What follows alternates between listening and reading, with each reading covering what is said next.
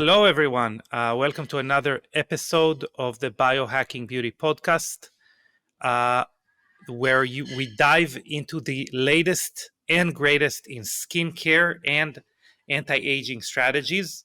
I'm your host, Amitai Eshel, co-founder and CEO of Young Goose. And as always, we are here to simplify the science of youthful skin aging for you. Today's episode and every episode is brought to you by Young Goose Skincare, your go-to source for cutting-edge biohacking beauty solutions. At Young Goose, we believe that achieving youthful, radiant skin doesn't have to be complicated. That's why we focus on integrating the best of skincare science with the latest in biohacking techniques. Today, I am super excited about today's guest. Her name is McCall McPherson. McCall is a board-certified physician assistant and the founder of Modern Thyroid Clinic. She's an expert in thyroid health, which is a critical yet often overlooked component of overall well-being and beauty. If you've ever wondered how your thyroid health could be impacting your health and especially your skin health, this episode is for you. We'll be talking to McCall about her journey in the world of functional medicine, how thyroid disorders can affect your skin, and practical tips for maintaining a healthy thyroid. We also are going to be covering her newer passion, which is GLP-1 agonists and weight loss, which we dive deep into this podcast, looking at the intersection between thyroid health, weight loss, these GLP-1 agonists, and skin health, obviously. So sit back, relax, and get ready to learn some incredible insights that could transform your health and your skincare routine from the inside and out. Without further ado, please welcome McCall McPherson. All right. McCall, welcome to the Biohacking Beauty podcast. Thank you. I am absolutely thrilled to be here. Yeah, great. So as I told you off air, you are one of the people that I told the team specifically that I want to have a conversation with. Because, we'll get into why, but maybe first I will have introduced you properly at the start of the podcast, but why don't you tell us a little bit about who you are, what you specialize in, what is kind of your life mission, etc. Yeah. So I am a PA. I'm also the founder of Modern Thyroid Clinic and soon to be launched Modern Weight Loss. So I am all about really helping people who are stuck in their health and unable to create momentum and get their symptoms fixed. Those are my people. Mm-hmm. Especially in the world of thyroid and hormone and metabolic dysfunction. So those are like my life's passions. That's what I thrive in. And I'm also a mom. I'm a mom of two girls, one of which is special needs and medically complex. Her name's Rosie. So that is my life's mission summed up in a couple sentences. Great. If it were only that easy to sum up everything we do in 2 sentences. Great, fantastic. And so the Biohacking Beauty podcast, we actually have kind of a evil mission or our evil plan. And our evil plan is basically to have our products work in the best way. And in order to do that, we kind of have to optimize people's health. And the reason I'm very excited to have you on a podcast, the reason I kind of pushed to have you as a guest is because you're sitting on an intersection that to me is critical when we're talking about either like skincare products working optimally or just how we appear as far as like optimizing our appearance. And that is both of the things that you're talking about, both like thyroid health and I would say our approach to weight loss, which is it has always been a huge topic, but I feel like it's gotten now a second wind with some medicine that is now on the market. So maybe you could do a service to me and we can start this discussion by explaining to people who are watching this, why would we want to, I mean, take care of our thyroid? Like, how does it look like when our thyroid is suboptimal, um, as far as our skin is concerned? Yeah. So, gosh, the thyroid is so paramount in basically almost every physiological reaction in our body and life, appearance wise, physically, energy, all of it is really, really difficult without proper thyroid function. Definitely people struggle with substantial fatigue, which just leads to them not being able to care for themselves in the way that they need to, from really being healthy. They go from, you know, wanting to be healthy to simply surviving, Yeah. where it's this hierarchy of needs. Dry skin, breaking of your hair shedding, overweight, poor metabolic function, brain fog, depression, flat mood, all the things, and I was one of those people. That's how I ended up in this sector of medicine. I was 27 when I was completely written off for my thyroid condition that was being Wow. treated by medicine. And I was literally debilitated. Like I tell my patients so often, I think I would be on disability by now if I hadn't had the intervention that I had. And now I get to do that same intervention with thousands of women. So it's a pretty sacred journey. Yeah. But I can tell you, I wish that I had a handy picture of what I looked like when I was in my thyroid crisis, because it is not the epitome of health. And it was 20 years ago. And I Hmm. probably look younger, healthier, more radiant now than I did in my 20s, for sure. Wow. So is that something that is common, that age 27 to start experiencing thyroid issues? I mean, how would you describe the bell curve of thyroid dysfunction? I would say the bell curve probably peaks around 30, early Hmm. 30s. Definitely, we see plenty of women in their 20s. We see kids too. And certainly by the time women, especially, reach 40s and 50s, I would say it's the exception if they don't have a thyroid problem, if they're actually being screened appropriately. Wow. And um, 40s and 50s, what about, lifestyle changes? For example, like, does pregnancy kind of drive some thyroid dysfunction as well? Hugely. So I kind of say, look, if you're a woman and you're a woman with children, it's not a matter of if, but when. Our body's immune function shifts so greatly postpartum.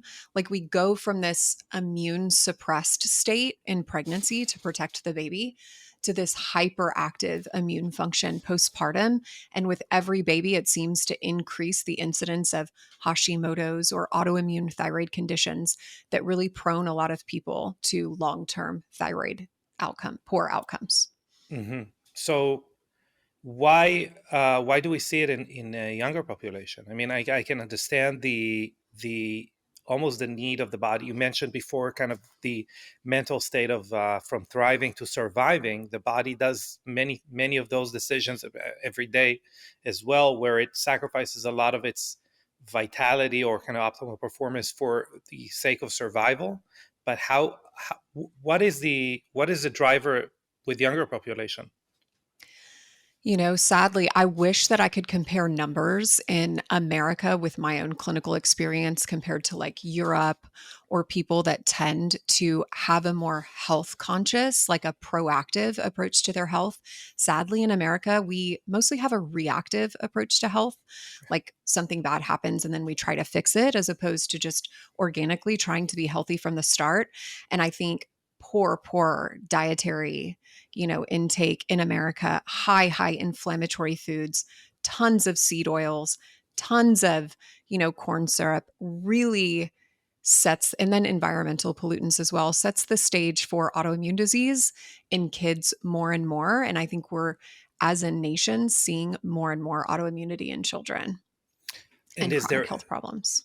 yeah, yes, and kind of connecting, a lot of the kind of deterioration of adolescents' physical health has been tied to kind of the mental health epidemic, if you would. Is there a connection there between, like, depression or stress to, malfunction of the thyroid? Totally. I think I saw a study a few years ago that was like 78% of children that experience some kind of traumatic issue in their life go on to develop autoimmune disease. And Hmm. certainly Hashimoto's is one of the most common autoimmune diseases in our country. So it is so inherently tied. Our mental health is so tied to Hmm. especially autoimmunity. Uh-huh. And okay, so maybe you mentioned Hashimoto's. How does thyroid issues look like? Are they always, classified as like an autoimmune issue? Is it a very delicate we see, for example, with insulin resistance, that science is becoming more and more nuanced, where before we just had like, you are diabetic. Now you're like, you could be pre-diabetic, pre-diabetic, you could just be not perfect, and you're going to have some word attached to it. Are we starting to become more nuanced towards that spectrum, or we're saying no, it's either you have it or you don't? It's crazy, but we are Hmm. going the opposite direction for Hmm. thyroid. So, the fascinating thing that's happening in the world of thyroid right now is a study came out a few years ago that said, listen, people who are being treated for thyroid conditions on standard medications like levothyroxine actually aren't getting better. Hmm. So, their conclusion in this study was not, hey, maybe this medication isn't working, right? Because it's not making these people better. Their conclusion was, we actually should wait to treat people until their TSH is above 10, which is crazy. Like Yeah. waiting to treat someone until their TSH is that high. They are profoundly severe, Hmm. definitely have heart disease, definitely probably barely get out of bed. Wow. If they haven't already lost their job, it's coming soon. Hmm. So instead of us addressing it from a medication standpoint, which is such a huge issue in the thyroid world, the number one prescribed medication in the country is levothyroxine, and it does not work for a huge percentage of people. Instead of us looking at that study and saying, hey, maybe we can do better from a treatment Yes. standpoint, they Yeah. made the diagnostic criteria so much worse. Yeah, that happens a lot. I feel like this is the cocoon of the butterfly. A lot of the time in medicine, we have the standard care that is really trying to deal with huge, huge amounts of demand and kind of pressure on the system. And then there are people like you in the I'm saying it to the positive, in the fringes, trying to do more, trying to do better. And I'm very tempted to go into, medication and the difference between it, like, synthetic, non-synthetic. But maybe before, would you suggest people just followed some kind of cues as far as the way that they feel in order to know if they get tested or not? Like, what should someone watch out for? Or would you say it's like, you know I'm not going to mention that let's say it wasn't controversial, like breast cancer, would you say, where you say, or prostate cancer, where you say, you know above a certain age you should get screened every so often? I definitely advocate for people getting screened with full panels, not only TSH, Yeah. consistently, almost on Uh-huh. an annual basis. If you're a parent, especially, I mean, either a male or a female with and you have a thyroid condition, your children, even starting at age Yeah. 5 or 6, should be screened. Um, so definitely there is, benefits in that. I think my concept of this is if you are walking around with a bunch of thyroid symptoms, medicine says they're very non-specific. They're actually pretty specific. So Hmm. if you have 4 or 5 of the symptoms of fatigue and brain fog and weight gain and hair loss and dry skin and brittle nails and brittle hair, constipation, depression, low libido, I tell my patients, look, if it looks like a duck, it walks like a duck, it probably is a duck. And our patients at You should Modern do a Thyroid, duck panel. right? You should do a duck panel. And almost every patient that comes to Modern Thyroid Clinic has been told over and over, your problem is not your thyroid. Well, they come to see us. And in fact, it is their thyroid. Our success rate's like 95% for getting rid of thyroid symptoms. So clearly, there's a gap in coverage of what we're looking at and how we're diagnosing these issues. Yes. Yeah. Again, and I think, to your point, that is the one side of the coin, but the other side of that coin is, again, that optimal performance. It's like you have a huge population that is just suboptimal, and they are not getting the best out of life. They're, putting their endocrine system under, more stress, whether it is, their immune system under more stress, in order to in order to kind of figure out what exactly uh, these people can do. It's not another supplement. It's not some new, I don't know what berry that was discovered in the Amazon that, would add another year to their lives past 100. It is doing those, I would even call them like fundamental basic blood panels, um, would you say on a 6-month basis? Like how often? If you don't have a thyroid problem, you could easily do it every year. If you Hmm. do and you're in the process of, getting it perfect, and it does, like you said, it's nuanced. It has to be like perfect. Suboptimal is debilitated in the world of thyroid. Hmm. And so if you're in that active process, I get labs about every 3 months as we're making changes and getting people to perfect. My definition of Fantastic. perfect thyroid Okay. function. Now, this is a moment where I would kind of preemptively say, if anyone is not driving, pen and paper would be recommended, or notes on your app on your phone. But when we talk about labs, what are the labs that you recommend? What are the labs that you know, want people to do? And then what are some numbers that you're looking for as far as like optimal and suboptimal? I love that. I love sharing this information like so widely because people need to advocate for themselves in this Hmm. sector of medicine. Definitely, it is not only TSH. If your clinician or physician is looking at your thyroid by way of TSH alone, they are throwing darts at a dartboard blindfolded, hoping to hit a bullseye. It's never going to happen. So, you do need your TSH or your thyroid stimulating hormone, but you also need your free T4, Hmm. free T3, reverse T3, and then antibodies. Everyone should also be screened for Hashimoto's, and those are TPO and thyroglobulin antibodies. So I'll go through those again with the specific numbers. So if you missed Hmm. one, you still have an opportunity to write it down.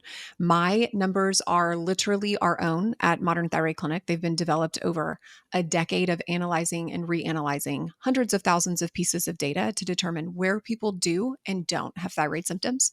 So you won't really find these elsewhere.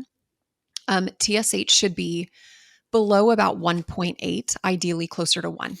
Hmm. Free T4 should be between zero point 0.9 and 1.2. Free T3 should be between about 3.6 and 4.2 for most of your day. Reverse T3 should be ideally between about 8 and 12. Hmm. TPO less than 34 and thyroglobulin less than 1. Hmm. And when you're saying these numbers were kind of observed and developed in-house, that begs the question, like, so what are the guidelines and definitions of that are looked for? Again, are we looking at, very arbitrary slash very, in suboptimal like thresholds? Like what is allopathic medicine looking at? The craziest thing is allopathic medicine doesn't have standard ranges. So the standard range is whatever range the lab that you went to says is normal based on data that they pull from their own system. Hmm. So every doctor that sees back-to-back thyroid patients, they are looking at different normal ranges on every lab result that they get. Wow. Mind-boggling. All they're doing is scanning looking for something in bold or off to the side. Hmm. They should really color code it for them. I think they do at this point. We make it very elementary, right? There's not a lot of critical thinking going on. And it's so sad. Like one person could have a TSH of, 4.6 and be told, no, you're completely fine because that lab says it's fine. The Hmm. next patient could have a TSH of 4.6 and be told, oh, actually, this is abnormal. We need to treat you because that lab has different parameters. It is Wow. mind boggling. Yes, it is. So, um, let's I again tempting to go into like different medications. Maybe first we should talk about what are the different? So you did mention TSH, but what is the significance of how does that system work? TSH, T4, T3. Mhm. How does that exactly work? And T2 and T1. Mhm. So basically, medicine is thought and we are trained that TSH is on what's called a feedback loop. Hmm. So when you have enough output hormones, your TSH should regulate and be good. When you don't, it should increase. For that reason, we only check and screen and monitor people's thyroid function by way of TSH. There Hmm. is a presumption that that feedback mechanism is always intact. Research shows about 35% of the time that is not intact and actually is faulty inherently. I estimate that to be well over double that. And then the Wow. secondary issue with that is when someone is put on levothyroxine, synthroid, tyrosine, right? Again, the number one prescribed medication in our country, and they don't use that medication well, they have the propensity to accumulate it and hold on to that inactive hormone. And that artificially suppresses their TSH, tells their doctor, oh my gosh, your labs are wonderful. When in fact, the worse they are at using that medication, the better their labs look if they're not getting a full panel. So all of these people are suffering absolutely needlessly because we are not checking a full panel. Hmm. Okay, so you mentioned the inactive form, which is T4 and then T3. So what is the relationship between them? Like, why should you even pay attention to them? Yeah. So T4, I give an analogy of crude oil. That is the Hmm. medicine that is given ubiquitously across the board in standard of care medicine. Um, we need crude oil to make gasoline to put in our car to make it run, but we can't just go to the gas station and fill up our car with crude oil and expect to drive 100 miles. No, it's got Hmm. to be converted and activated to make it usable. And a huge percentage of people cannot efficiently convert crude oil to gasoline. Our gasoline hormone is called T3 or free T3. That is what drives the improvement in metabolism, lipid, dealing with cholesterol, blood sugar, mood, digestion, skin, hair. Like basically every biological function that our body has is dependent on T3. And so if the solution in medicine is to give people a bunch of T4, it's a big assumption to assume that people are able to adequately use that, convert it, activate it so that they can function in their life. Hmm. Okay, and now we are getting to the maybe a little bit controversial subject of different medications and kind of what's in them. So, like many other, I would say, avenues, medication-wise, we have a bioidentical and kind of synthetic versions of those medications. So, Mhm. what's the difference between them from a chemical standpoint, but also from effects? And I know a lot of people Mhm. are now in the camp of only prescribe bioidentical um, medication, like desiccated thyroid, etc. Yeah, so I have kind of a unique approach to this. Um, Definitely, medications can be delineated in natural versus synthetic. Synthetic is kind of the meds we've talked about so far, like levothyroxine, synthroid, tyrosine. Those are all inactive medications. In addition to that, you can have synthetic T3. It's a Hmm. medication called Cytomel or liothyronine. It is the only medication offered that is pure active thyroid hormone. In the other camp is what's referred to as natural desiccated thyroid.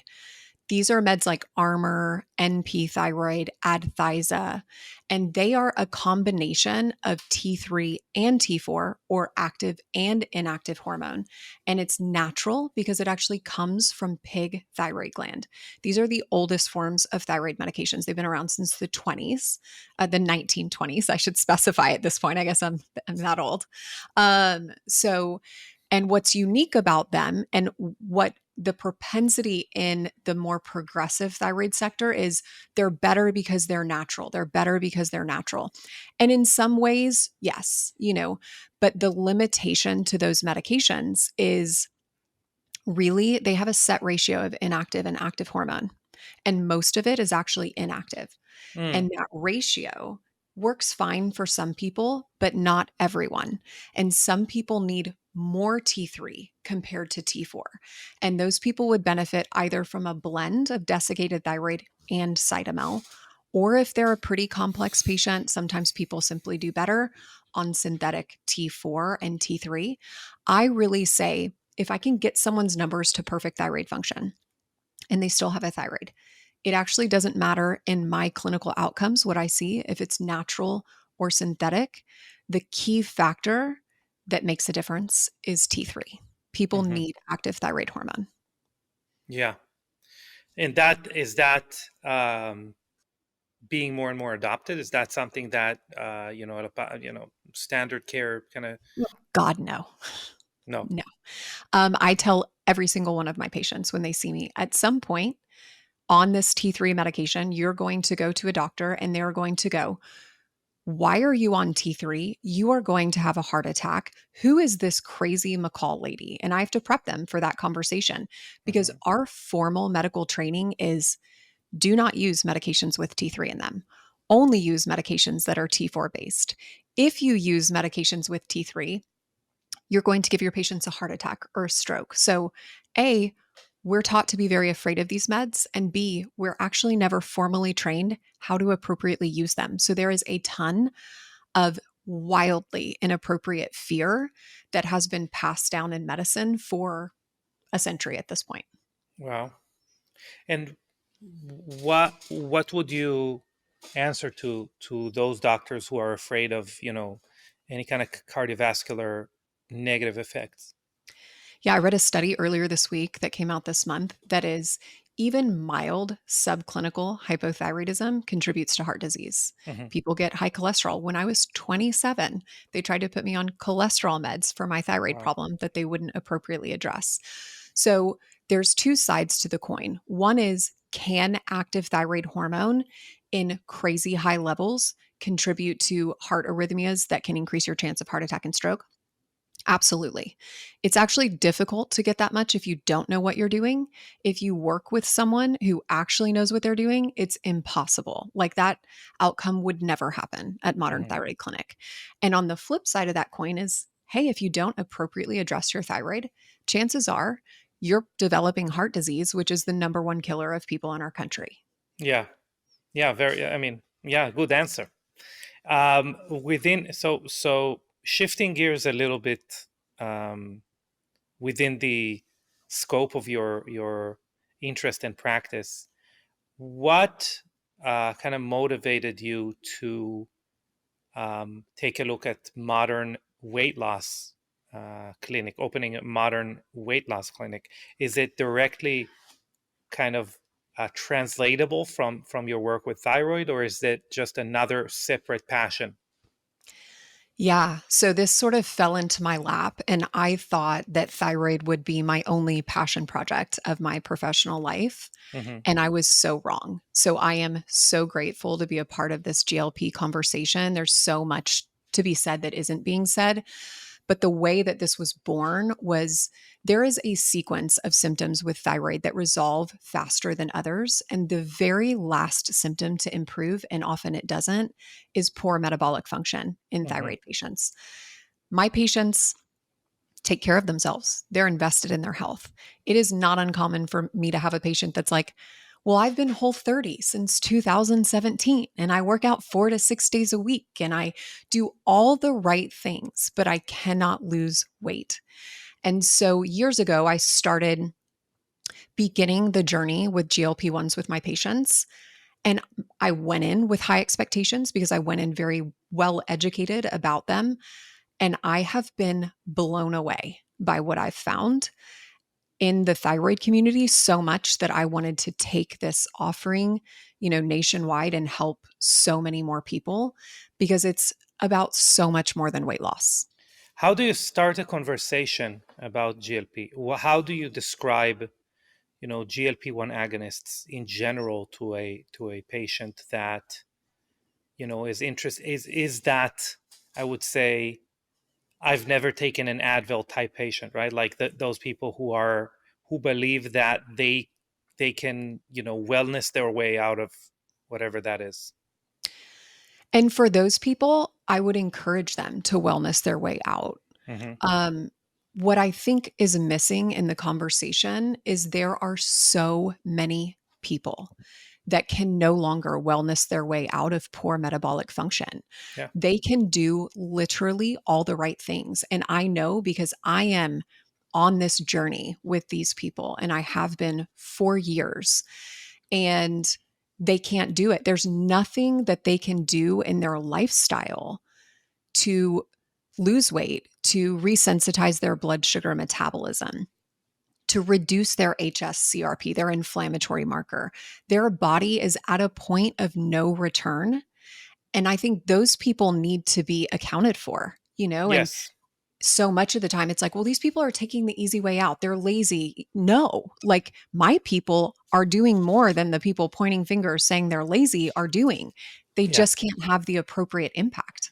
And I would argue that I mean, it is almost more imperative to live purposefully, consuming, protein, etc., like purposefully taking care of your health when you're on GLP-1s. But maybe, Mikhail, first let's, what are GLP-1s? Like what's going on there? Yeah. So GLP-1s are actually like a natural compound that we have endogenously. And research actually shows that there are people like with insulin resistance, diabetes, fatty liver. And I think long before those diagnoses are firmed up, they have GLP-1 resistance. And GLP-1s have a mechanism in our body that is purposeful. It helps us to curb cravings. It helps us to feel satiated with the food that we've eaten. It helps to slow our digestive tract so that we feel a little fuller longer. It regulates inflammation. And when people have resistance to this endogenous hormone, again, it's like this metabolic condition that is not reversible. And so, what has been happening for a long time now, another thing people don't understand is these meds have been around for 2 decades. They've been around since the early 2000s. They are not new. They were simply used to treat diabetes. And in that process, they started noticing a lot of other benefits to these meds, including weight loss and other things. And so now, just in the last 3 years or so, they've been marketed and studied specifically for weight loss. And now so many other things, are Hmm. in the scientific literature at this point that they benefit. So, yeah, I mean, it's a complex system that these compounds, these peptides influence in our physiology. Yeah, a lot of the time. So um, my favorite thing to do is to talk. I get invited a lot to, venture capital firms or people who really want to learn about investment in the biohacking space, to talk about biohacking and about, kind of the opportunity of investment in biohacking. And I feel it's one of my missions, to make sure that there is, I would say, like, money in the field. There is, I would say, like, the powers in the hands of companies and innovators, rather than, big business coming in and kind of gobbling everything up. So one of the best examples I give to a I would say a runaway effect, something that kind of it becomes its own industry, is GLP-1s. It is, as you mentioned, a peptide. It's part of the, I would say, of that underground movement of peptides to improve health. And that is, I think, the best example we have to date, to something that has become so mainstream. It became its own industry. No one knows it's a biohacking tool that's been used. Again, even for weight loss, people have been using GLP-1s, as far as I'm aware of, by the way, since 2010, I would say. You know, I love that. yeah. So that's just a little caveat. But we so let's talk about a little bit about the fear, I would say, that Mhm. is like fear mongering around those compounds. Obviously, we all heard about Ozempic face and Ozempic butt, and some other things that people are, kind of superimpose on those medications. What are you hearing from, as far as like, the industry Mhm. or people, people's worries? Yeah, this was part of the reason that when I got your email about having this conversation that I was so excited Yeah, because there is this whole other alter reality conversation happening in mainstream media that yeah. in my opinion is wildly inappropriate and unfounded. Hmm. Um even like let's talk about Ozempic face and Ozempic bud and all of those things, right? So when people are overdosed on GLP-1s and they are not eating and they are not taking care of themselves and they aren't getting micronutrients and they aren't getting protein, guess what happens? You Hmm. lose muscle, you lose collagen. But the other side of that conversation is when you have an appropriate team that is caring for you, that is a big missing piece in this industry. People, it is the Wild West. People are given these meds and they are never given an ounce of instruction, Yeah. guidance, adjustments, nothing. When you have a good team that's supportive, when they show up, when they teach you, when they empower you, when you have appropriate doses of medication where you are getting enough food, enough protein, enough micronutrients, guess what doesn't happen? You don't lose muscle. I have so many patients building massive amounts of muscle on our weight loss program over the last 2 years. They look stunning. They are not losing collagen, they are glowing from the inside out. You know, then it's like my biggest one in my industry was the thyroid piece, right? Hmm. Thyroid tumors. And that is blasted all over the internet. Less now than it was a year ago. The media cycles through these topics of fear Hmm. mongering. You know that. So, thyroid was a big one, especially in my community. A study came out. Basically, one, the studies that were worried about specifically medullary thyroid carcinoma has never had a single incidence in any human ever in history. It has never actually happened. But then thyroid cancer in general came out as a fear. And a study came out that said, actually, your risk for thyroid cancer on GLP 1s is less than 1%. It's less actually than your risk being on insulin. And Hmm. insulin is not known to create thyroid cancer, period. So it's less than that. I was getting and still offer my patients ultrasounds every 3 months on their thyroid to be out of abundance of caution. Never had one issue. Wow. And I think people get sucked into the fear mongering. And I'm like, listen, if you want to worry about thyroid cancer, let's talk about heart disease risk, right? So, heart disease is the number one killer of men and women in our country. It kills more than all cancers combined every year. Yeah. And your risk of dying from heart disease on a GLP 1 is reduced by 20 to 30%. There is Yeah. nothing in medicine that offers that. And it happens so quickly that I'm like, let's talk about real risk versus benefit because there's so much to unpack in that conversation. Yeah, I think, in general, if we talk about more like lifespan diseases, which are as Peter Attia calls them, the four horsemen, right? Like we have neurodegenerative disorders, we have fatty liver disease, we have neurovascular, cardiovascular issues, and we have cancer. I think we're focusing on cancer, but the other three are all affected from your ability to,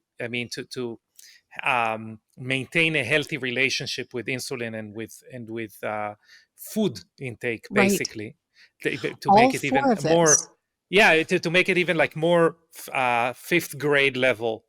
Your relationship with food drives all of them, and all of them, it in some case or another, is called, dia- diabetes type 3, diabetes type 4, whatever that is. So GLP almost, and I think we can talk about legit anti-aging effects, but GLP modulates for the better the relationship with all of those four horsemen. There are studies in all four of those Hmm. categories, literally, that come out almost on a daily basis of how Hmm. GLP-1s protect people from all four of those. It Hmm. is, and again, it's about so much more than weight loss. And those effects, where I think people get confused, is they're like, well, your risk goes down for cardiac issues because you lose weight or neurodegenerative issues because you lose weight.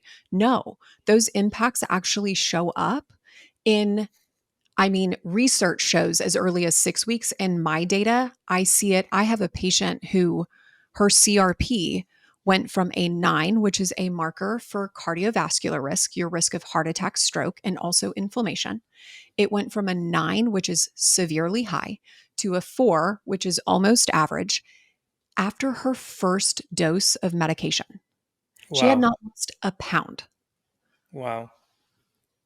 Yeah. Incredible. And this, of course, also ties to diabetes. This ties to, I mean, this is a big issue as far as just inflammation in the body as a whole. So, um, what are some of the more, so we talked about like, and again, like what I call lifespan, not health span, right? Like it's not necessarily Mhm. improving our life tomorrow, but what are some of the health span, like optimal performance things, like improvements that you see with GLP-1s? Hands down, number one, for sure, is inflammation. Yeah. So, inflammation gets turned down in multiple pathways via GLP-1s in 24 hours. Wow. I'll give you an example of one of my patients who I saw got her to peak health. And then all of a sudden, she went to Mexico, came back, and was severely inflamed. Like, went to Stanford. They were trying to put her on methotrexate, which is an immunosuppressant or a cancer drug, because Hmm. it was so severe. It's this healthy, vibrant lady that took an hour to get out of bed all of a sudden every morning Wow. and could not solve her inflammatory process. She flew all over the country getting treatment in various forms that would help a little bit, but then it would go away and not be enough. I'm like, listen, we should just try a microdose of a GLP-1 and just see. We got an email the next morning that's like 95% of my inflammation's gone. Wow. Literally almost back to completely normal within one day. Hmm. And I hear and see stories similar to that all day, every day. Wow. That's incredible. Um, that is as far as like inflammation, I would say like chronic inflammation, but I would say inflammation, or the nickname we give it in our industry, which is inflammaging, is a big driver of just mistakes in the body as a whole, right?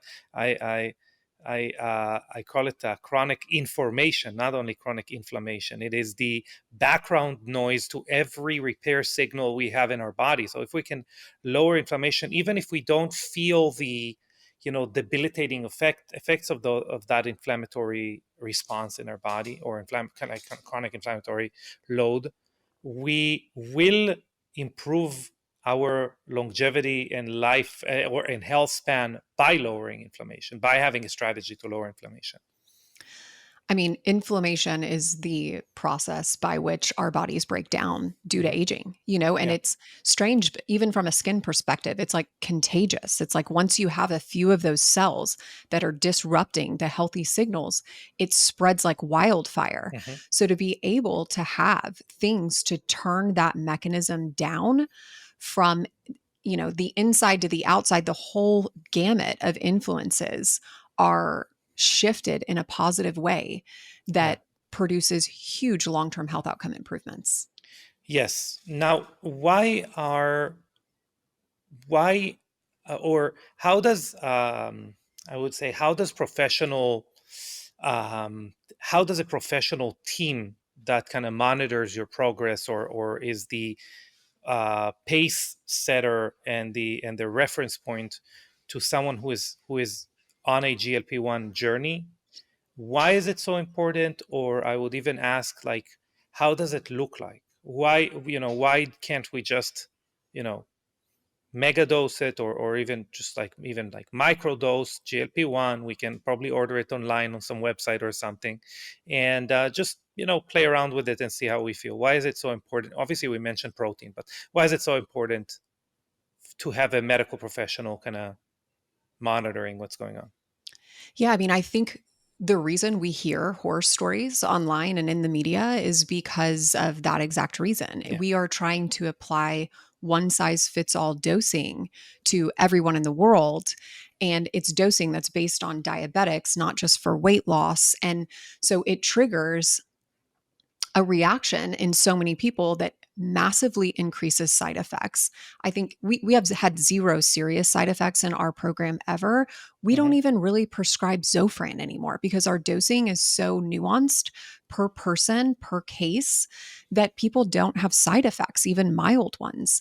And so, this idea that they just have to suffer through extreme nausea and GI distress or get gastroparesis, no, like all of those issues are dose dependent and need to be tailored uniquely per person per week. Like we literally tell people if we need to adjust your dose every week, unique for you, we will do that because that is how people get good health outcomes with no side effects.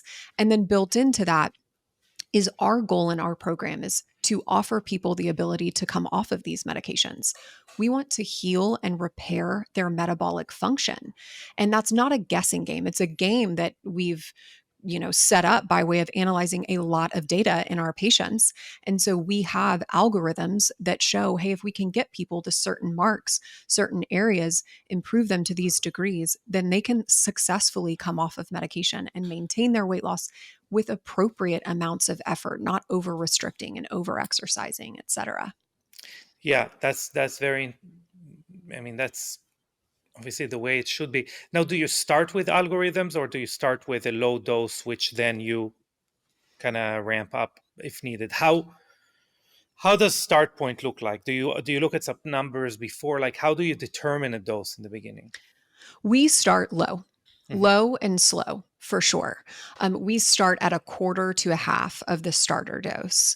And Hmm. then we tell people listen, you do not need to be increasing this medication every month. If this medicine is still effective, it's still impacting you in a positive way, hold at your dose.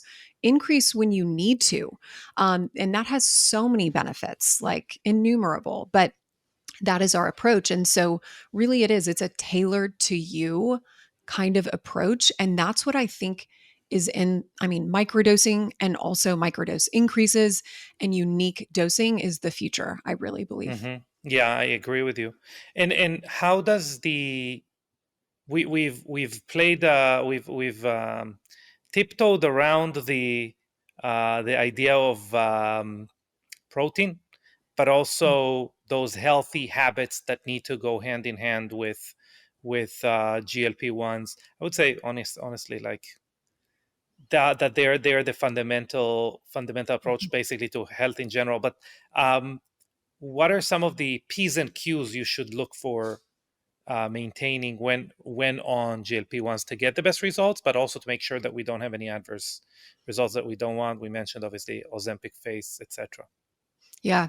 So if people cannot eat enough food, they're Hmm. on too high of a dose. Hmm. Like people get wrapped up in this idea of I need to lose all this weight really, really quickly and just basically starve myself until I feel comfortable. No, Yeah, that's not going to give you good long term outcomes. And there are a slew of negative things that can come along with that. You don't want to be macro or micronutrient depleted. yeah. So essentially, if people can't tolerate enough food to sustain their physiology in a healthy way, we need to trim back their dose some. And some tips and tricks that we use in our program is we do what I call ordering food, which isn't like ordering takeout. It's like, listen, when you eat every meal, first you eat protein. And that Yeah. is number one. And then you eat micronutrients that are not starch heavy. Hmm. Then, if you have room left over, you can certainly eat carbs. And I also tell them to order their food throughout the day to try and keep their blood sugar, their insulin as low as possible as long as possible. So early in the day, I'm like, look, breakfast, lunch, protein first, micronutrients second. Save your carbs, save any sugars for the evenings, which sounds counterintuitive. But then that person has let their insulin, their blood sugar remain low for 22 hours. And then they'll go back to sleep, allow it to lower again overnight. And so that's one tip we employ. And then another one that I think is so valuable to these people is listen, like drink green juice. Go get you 6 or 9 pounds of veggies, fit into one tiny little bottle without any fiber, and you flood your body with these micronutrients that are so readily absorbable in a small little surface area that you'll be able to easily consume. Do you like the idea of desiccated organs that are not thyroid, that are obviously like organ supplements? Do you say, hey, if you're not a fan of celery and beets, you could have those desiccated organ supplements? Absolutely. I love those. We use those. We use free-form amino acids like to complement, to supplement, but again, it goes back to, hey, if you can't eat enough food, you're on too much medication. Yeah, yeah.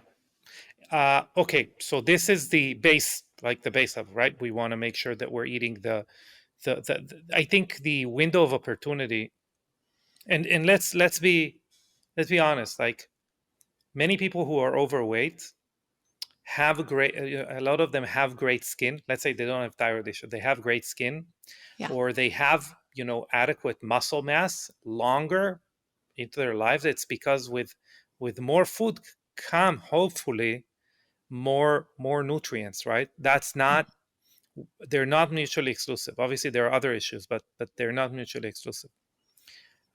When we lower the caloric intake, there is smaller window of opportunity to get the right ratio of macro and micronutrients. Mhm. um, so that's obviously important. What else would you say is important within that window of opportunity? Do you think people Mhm. should be lifting the same amount of weight, more, less, a little bit? How do you look at it?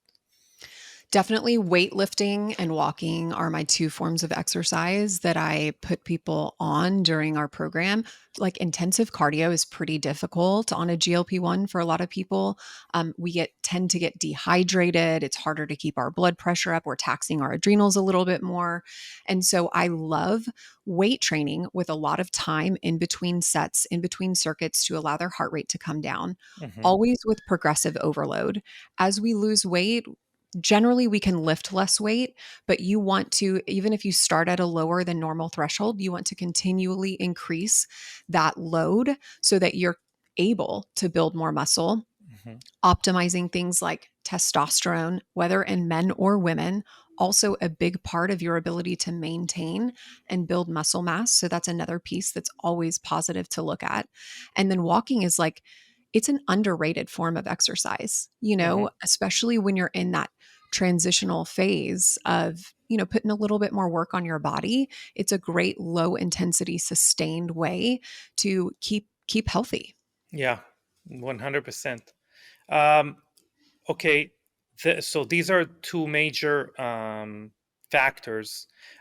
I would love to hear. I have no idea, actually. I've never asked this question before, but is there any type of effect of GLPs and sleep? I know actually thyroid issues and sleep could be one of the tells that you have some thyroid issues, but um, is there any relationship there? Does the relationship, I would say, like change when you're on GLPs?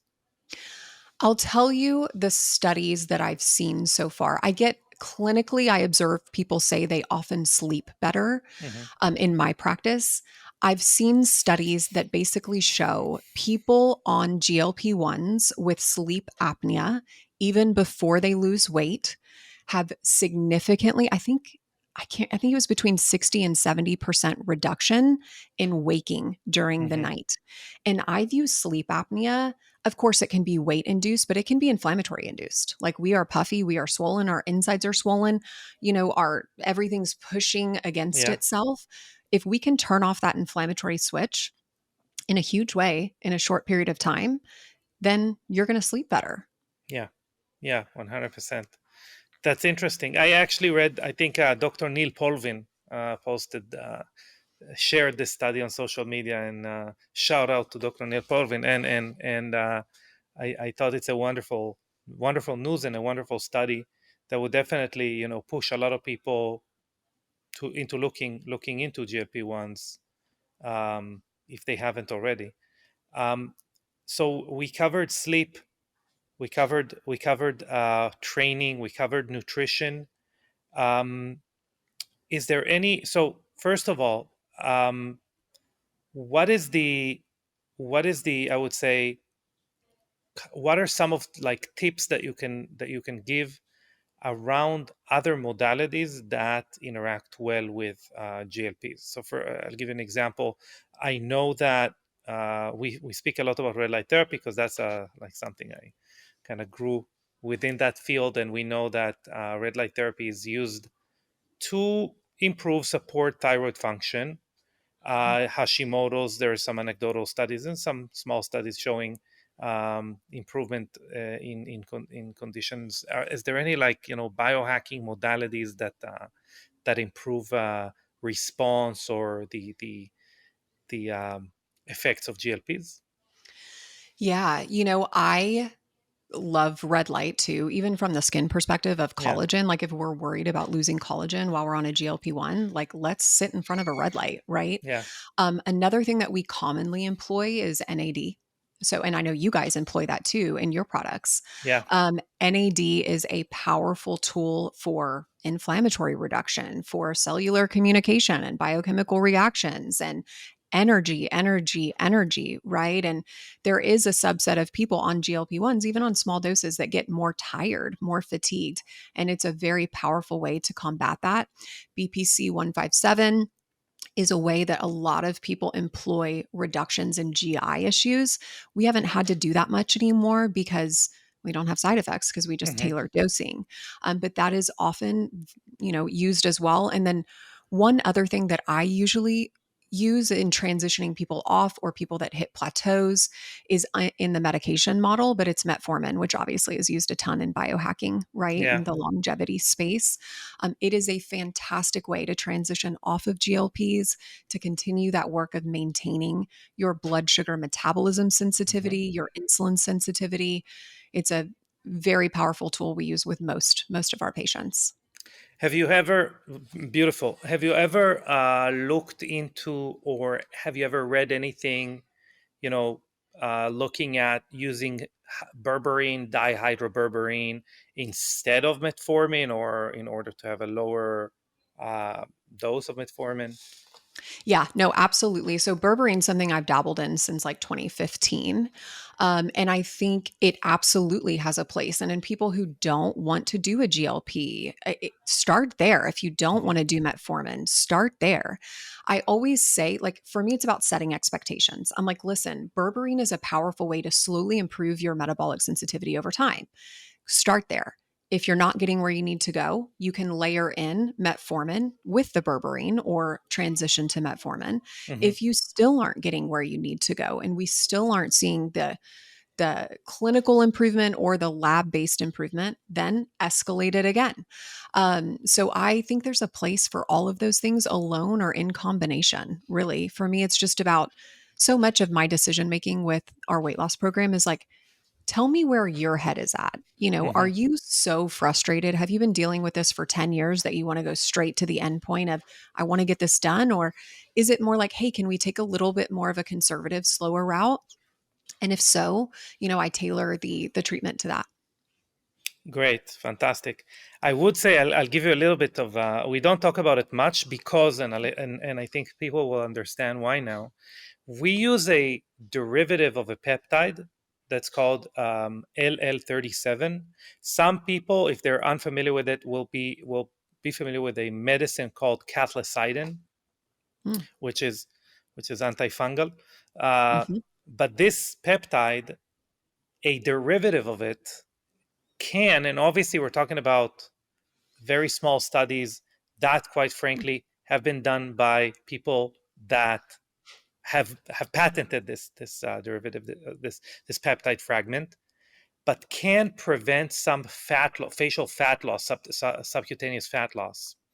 And why are we not talking a lot about it, even though it's pretty cool?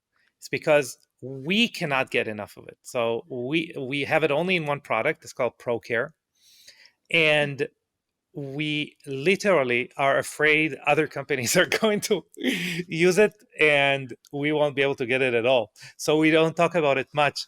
But this is, I think, almost a little cheat code if people are afraid of getting, uh, yeah, of getting GLP-1 kind of reaction of volume loss in the face, which will happen naturally when you lose weight, you Right. know. That is a huge cheat code. I am going to share that with my people and I'm going to try it myself. That Yeah, sounds amazing. I did it's really not cool. actually know about that product with y'all, and Shh, I know a it's a lot about secret. your products. Okay. Only I'll just tell my people, no one else. Yeah, Cool. if anyone works like in big pharma or something, if you meet someone from L'Oreal, just lie. Right. Um, yeah, so that's something I think, like, just as a caveat, we need to understand that weight loss encompasses volume loss. I mean, when you meet people who are, heavier, and they have very taut skin, they have very firm, kind of firm skin, that and they say, oh, my secret is, whatever their secret. No, your secret is the fact that you have more volume, period. Yeah. And we need to expect, and we do need to have like the best skincare in the world in order to try to prevent some of it, but at the end of the day, I think it should be expected. um, Agreed. And we all need the best skincare, whether we're yeah, losing weight, whether we're on a GLP-1, like skincare is everything, yeah. in for aging women, at least for me, I can speak for myself. Yeah.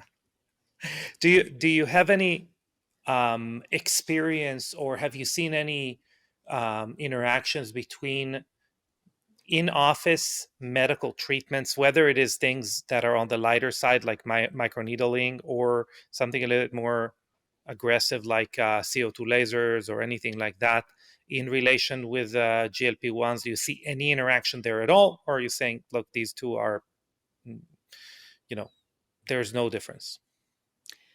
Yeah, I'm really not. I haven't had Mhm. a single episode of feedback on that. And not all of my patients participate in those things, but Yeah. enough where I think I'd get the feedback and hear pretty quickly.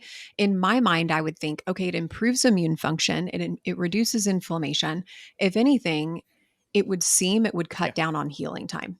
Yeah. No, I completely agree. And on results, because again, why are we calling chronic inflammation chronic inflammation? It's because of that. Inflammation, at the end of the day, we called it a few names here, but really what it is the communication vehicle of the body, the communication form of the body for things going wrong, and hopefully the body goes ahead and repairs them.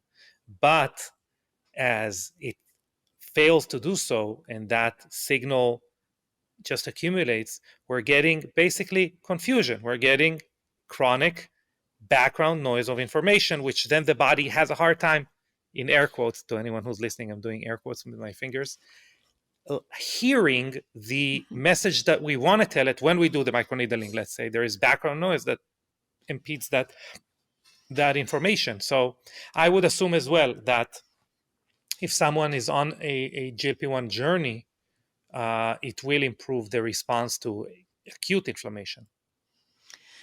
I agree. And what I think people don't understand is they kind of assume that like we can control the inflammation that we're getting, and to a degree, sure, like we can reduce it in our diet and Hmm. in our environment.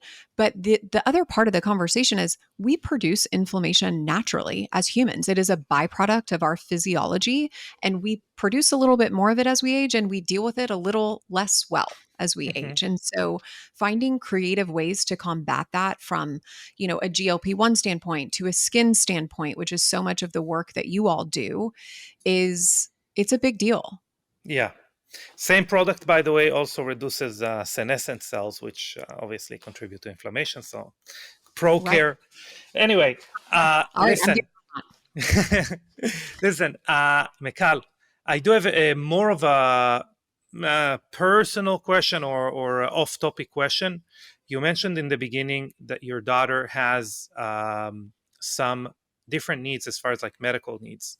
Um, you'll have better definitions to that, but I would like to talk a little bit about the activity you are doing around that, which I think is just obviously, as a new father. We have a 6 months old. Oh, Shout out to Lev. congratulations. Someone told me, by the way, Lev, his name is Lev because in Russian it means lion. Anastasia obviously is Russian. In Hebrew it means Oh, heart. So, wow. but someone told me it's the acronym for longevity, escape, velocity, which is, I'm like, yes, of course, that is exactly why we called him that. The kismet, the Yeah, synchronicity. yeah. Amazing. But obviously that, to me, I can understand how your life now revolves around that as well. So maybe you can talk a little bit about that and what you're doing within that sphere, which is incredible. Yeah, thanks for this opportunity. Yeah. So, my daughter Rosie is 8 and she has a very, very rare genetic disorder called HNRNPH2. That's literally just the gene that's messed up. When we found out there was only about 33 kids in the world that had it, Wow. now there's around 160. So, still Wow. very, very rare. It includes like a multitude of syndromes like nonverbal autism, intellectual disability, motor delay. But the most recent thing that started happening a couple months ago is seizures. And one that sadly involved us having to do CPR on her, which was a really tough thing. I have gone through everything I can to support her and landed most prominently at a seizure response dog that can alert us if she's having a seizure, especially overnight. And she cannot communicate with us even the next day if something weird happens. So anyway, it's a really big deal, and I found an incredible company that runs their company in a very similar way to Modern Thyroid Clinic and just has the utmost integrity. They're called Sit Service Dogs, and that is who we are getting Rosie's seizure dog from in December. Fingers crossed, Teddy will be ready. Amazing. Um, but I really have become impassioned about sharing this mission of opening up access to children with epilepsy for seizure response dogs. And this year, and I hope every year after this, we are going to host a fundraiser in honor of Rosie called Rosie's Paws of Hope that will contribute funds to a family that cannot afford a seizure response dog. So I have links in my profile, and I'm sure you'll put them in your show Yeah. notes. I would love for anyone who feels called to participate in this to do so, to share it, to contribute financially. I'll share, the mission along the way, and I truly believe that we could help save the life of a child with epilepsy. So, really excited, and thank you for allowing me to speak on that. What a gift.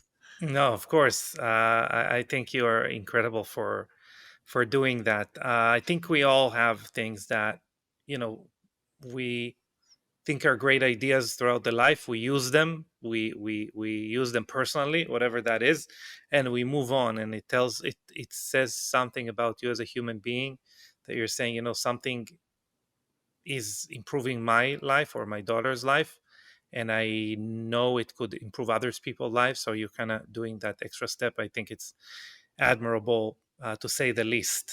Um, Thank you. and that says a lot about you. So I would like to ask you, how do people work with you? From our conversation and from me binging your content on Instagram, I know that you work with people also remotely.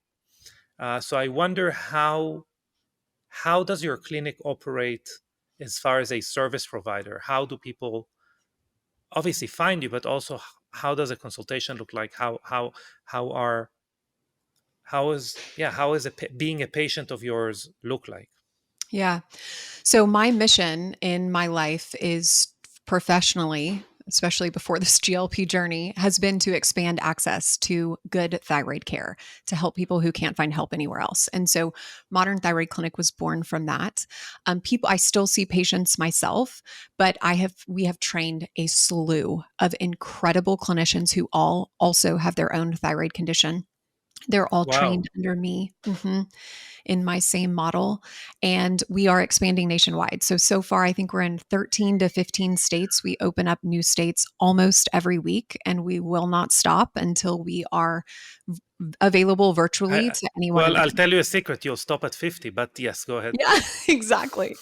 And then modern weight loss is like not launched yet. It's still kind of a secret. So as this podcast comes out, it might be the first inkling of what's happening behind the scenes, but it too will be nationwide, and we will expand access to people to these life-changing medications in a way that is supportive, safe, and, you know, long term. Yeah, that's really inspirational. So how do you again, we'll put the links in the show notes, but how do you like that people Yeah. communicate with you? Is there a specific way that you like more than others? I like favor TikTok. I love TikTok. The people there are like just so encouraging. Instagram is like right up there as well. My Instagram people are like often my patients, my family, my people. So those two are absolutely my very favorite places. You can find me on TikTok at McCall McPherson and on Instagram at McCall McPherson PA or Modern Thyroid Clinic, either place as well. Fantastic. And we will obviously we will tag you in the clips and in the show notes and everything. Listen, Mikal, again, I am a consumer of your content. I love what you do. You are when we started this project that became a skincare company, the person that you are is kind of the person that we want to make skincare for. And I think you are just an awesome individual. So I really thank you for the work that you're doing. I am really thankful that you're interested in the things that you're interested in, right? If you did it, uh, if you did it, if it was thrust upon you and it wasn't something you like doing, that would be problematic. But I'm very happy that this is your life journey and that you're enjoying it. And I wish you to continue on this wonderful journey. It is incredible to witness from the side. Oh, well, thank you. That is absolutely so kind. And I adore your company. I have been a consumer of it for quite some time now. I not only just the products, but how you portray yourselves and your mission. And it's just top tier. So keep doing what you're doing as well. Thank you very much. All right, everyone. Yeah. Take care. That was definitely a insightful conversation, which I loved having with Mikal. Thyroid health really plays such a vital role in our overall well-being, and as we learned today, can significantly impact our skin health as well. A big thank you to Mikal for sharing her expertise with us. And obviously, again, you could see that this is a conversation I loved having and I feel is very important. And also for her insights about GLP-1 agonists. As always, I want to hear from you, our listeners. So if you have any questions about thyroid health, weight loss, GLP-1 agonists, and skin health, or in general, just how to biohack your beauty, head over to Apple Podcasts, leave a review, and drop your question there. We'll be answering some of them in our upcoming episodes. So don't forget to subscribe to the Biohacking Beauty podcast so you never miss an episode. And if you enjoyed today's discussion, please share it with your friends or your family who might benefit from these insights. Until next time, I wish everyone a healthy and wonderful time, and I hope to see you here soon. Goodbye, everyone.